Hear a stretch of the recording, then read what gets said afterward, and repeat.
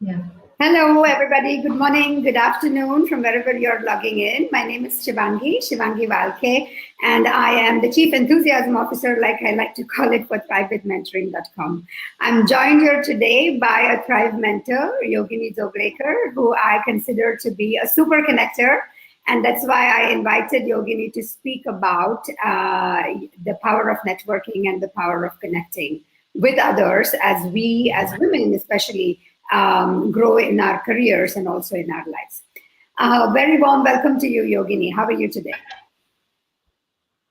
Good. Thanks, Shivangi. It's a pleasure to be here, and thank you for giving me this opportunity. Well, I've been really looking forward to speak to you, Yogini, since your busy schedule. I think we've been trying to do this for some time. Yogini, can you give us Yes, an yeah. introduction of yourself? Maybe a little bit about your journey, which can also help us to put things into context. Sure. So currently, hats. One is I head the India operations for Mountbatten program, and this is an international internship program for young professionals who are looking to advance in their career and work in New York or London for 1 year. And it's a work and study combination, a fantastic program. I've been with them since 2003, so for a long time. Yeah. And part of me always craves for academia and academic connections. So I've kept that side of my interest up as well. And I work with the Indian School of Business, ISB, as a consultant and as a managing editor of Management Briefs, which is their monthly thought leadership magazine. So Great. in both cases, I think what has driven my journey, my career journey, is how to connect academic worlds with industry and with what's readers, especially for young professionals. Right. And then you're also working with ISB and you also have your own consulting practice, right? I mean, you really do multiple things. Yogini, Right. what attracted you to thrive with mentoring? You know, when we talked, Shivangi, about 6 months ago, I think now, I was really struck by the particular format that you have developed for Thrive. And hats off to you because I feel like, of course, mentoring is very important. It's an important need for professionals, both men and women. And I feel like recently, in the recent past, especially in India, where there's so much focus on women participation in the workforce, there have been several forums that have cropped up. But I think it's your structure and your really sort of methodical approach to mentoring that makes a difference. And the fact that you give mentees and mentors connect face to face to have that chemistry and set that comfort tone, set goals for themselves for Yeah. 1 year, and having that smart framework, the specific, measurable, attainable, realistic, and timed. I think you got all those components in Thrive. Some of that comes from, Spoken like an MBA, like an for MBA too prompt, many right? times in my corporate life. Yes. No, thank you. I mean, I was so excited to be connected with you. I think it was Anita who connected us, right? Anita Sajdev. And, right from the very Right. first Yeah. conversation, I was so pleased to be in touch with someone like you who, like you rightly said, really brings an academic rigor and towards what we can offer to industry. And indeed, Thrive has been thriving thanks to you in many parts of India, but particularly in Hyderabad. And I'm quite excited about the new collaboration that you have initiated between Thrive and IWN of CII, and we'll talk a little bit about that. But let me ask you, on a personal level, and you also have a Thrive mentee. What has been the highlight of your own mentoring relationship? As a mentor, what are you gaining from that relationship? Oh, a lot of things. I was lucky enough in the Mumbai event when I first attended a Thrive event to be paired with a fantastic mentee, Rohini Fernandez. I'm not just saying that because I think she's watching this as we speak, um, but also because she comes from a completely different perspective. So her field is animal training, dog training, and animal behavior training. And I feel like she's opened up a whole new world for me in terms of what is possible, in terms of empathy and developing certain traits in your personality.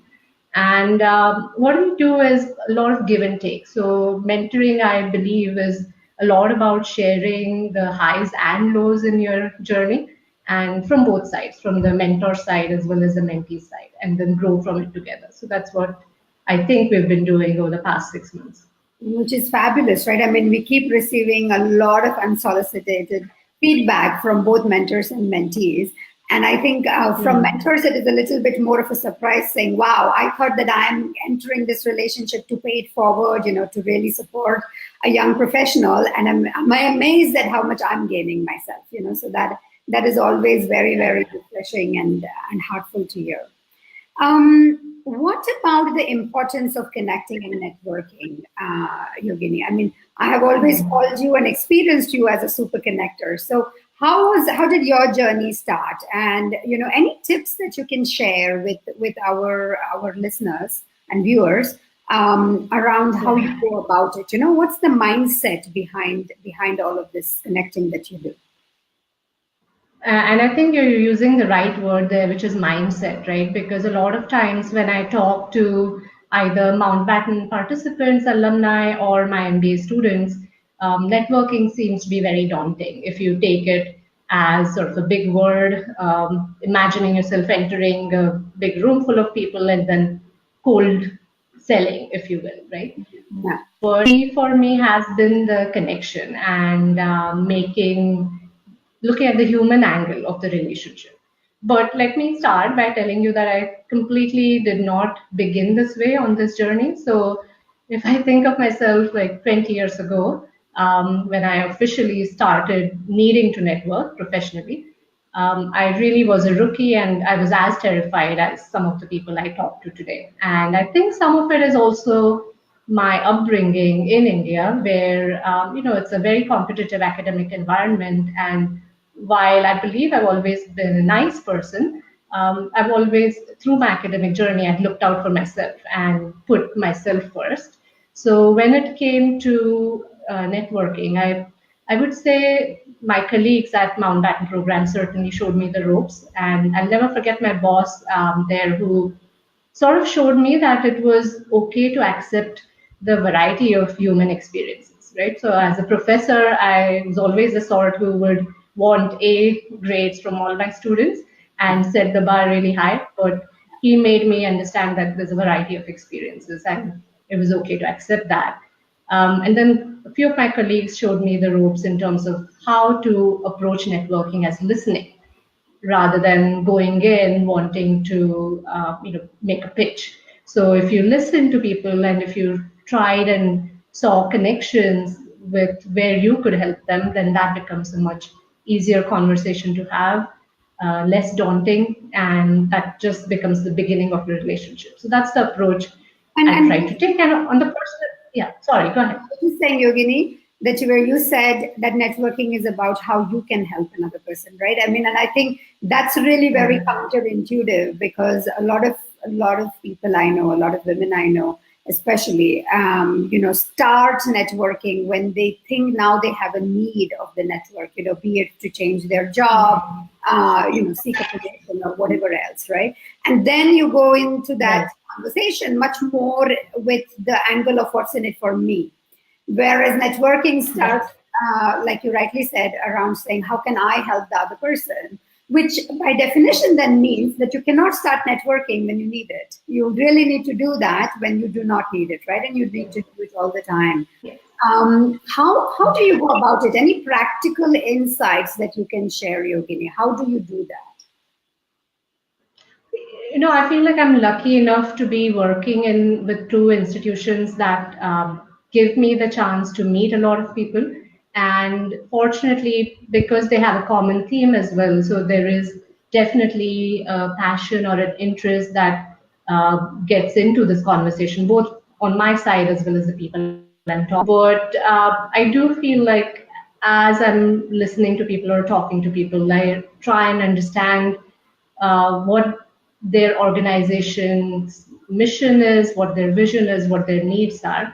And then at this point, I can say that it's become almost second nature that the connections just occur to me, right? And then I try and actively pursue that. So right after the three steps I would say are listening, determining whether there is any connection, and sometimes there aren't, and that's fine, and then you just enjoy the conversation and leave it at that. Sometimes I'm also guilty of over listening and trying to offer solutions, so I try to be careful of that. And then the third step is really actively following up. So I try, and within 24 hours, I'll send a follow-up email, making the connection, or whatever action we would achieve in that conversation. I try and act rapidly on that because, frankly, I don't trust my memory to go beyond that. And I think that's such an important thing you're saying, because I think a lot of us have very good intentions, but if we do not convert those intentions into actions pretty quickly after the conversation, then they just remain that, right? They just remain at an intention level. Yeah. I mean, how about this? And I would say that's it in a nutshell, Shivangi, is the journey from intent to mindset, Yeah. and making those small changes in your behavior that will lead you there. Yeah. I mean, it is indeed the power of habit, isn't it? You said now that it has become second nature to you, that it's something that you do automatically. Right. It's not something that you have to give so much thought to anymore, which is fantastic. And a recent manifestation of that, in the context of Thrive, has been with IWN, with the Indian Women's Network of CII. Can you say a little bit about that? How did you see these two entities, coming together and benefiting from each other? Sure. So CII, the Indian Women Network chapter, is dedicated to helping women with their careers, right? And it provides a platform for women to engage with each other on a professional level and to support each other. And I feel like Thrive is very much built on a similar kind of model. So it was a very natural connection that happened when Ivan asked me if I would be on their L&D committee and particularly help them with the mentoring portion, setting up mentoring relationships for their members. So, of course, you and Thrive with Mentoring were the first names that came to my mind. And I think that's it. And then following that intent with the follow-up email, connecting you with the emails, with taking everybody on board, right? I mean, a lot of the times I also get that comment saying, wow, this was so quick, thanks for your quick response. And I think that is really important, right? Because sometimes, and I have fallen into that trap myself by all means, I want to give a proper, thoroughly educated, real, high quality response, which just means many times that it will be one more thing to do in the pile and it doesn't get done. So I have now changed that behavior. Give a quick response, let it be good enough, and you can always keep doing it. And I think that's the mantra on which Thrive is being built. As you can see, the first 6 months we have scaled now, and in Hyderabad with that fantastic partnership with IWN, and hopefully going to. Any last thoughts from you, Yogini, around anything you would like to share with Thrive mentors and mentees, but also our audience in general?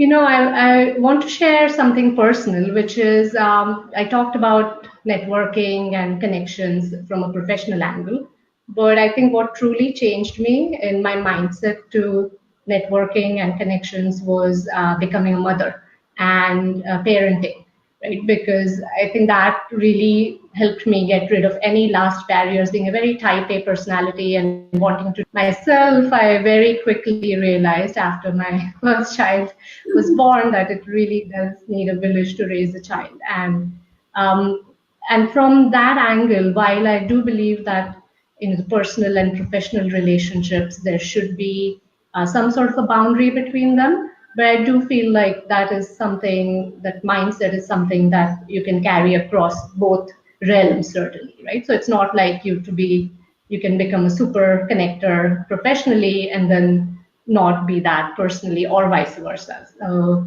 my former boss sometimes joked that he would make connections even standing in the line for the washroom, right? So at events.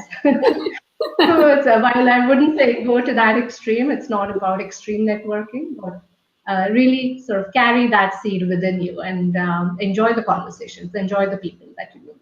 Indeed, indeed. Thank you so much, Yogini. It has been a real pleasure to speak with you. And I also to all the listeners, we are about to, Thrive is about to start a new collaboration. I don't know, Yogini, if I mentioned that to you, with People Connect, an organization that is creating a virtual fair I think it's towards the end of August. And we will have the opportunity there to offer some live mentoring on this virtual platform. So please stay connected and you will hear much more from us around that. And of course, all the information, and if you are interested in signing up to become either a mentor or a mentee, then please sign up on thrivementoring.com. At the moment, we have not published any dates for launches. Most likely, they will happen now in Q1 of 2019. But please register your interest, and we will be setting this up and connecting with you when we start launching again. Okay, take care. Thank you so much, Yogini. Bye for now. Thank you. Thanks, Shivangi. Take care. Bye.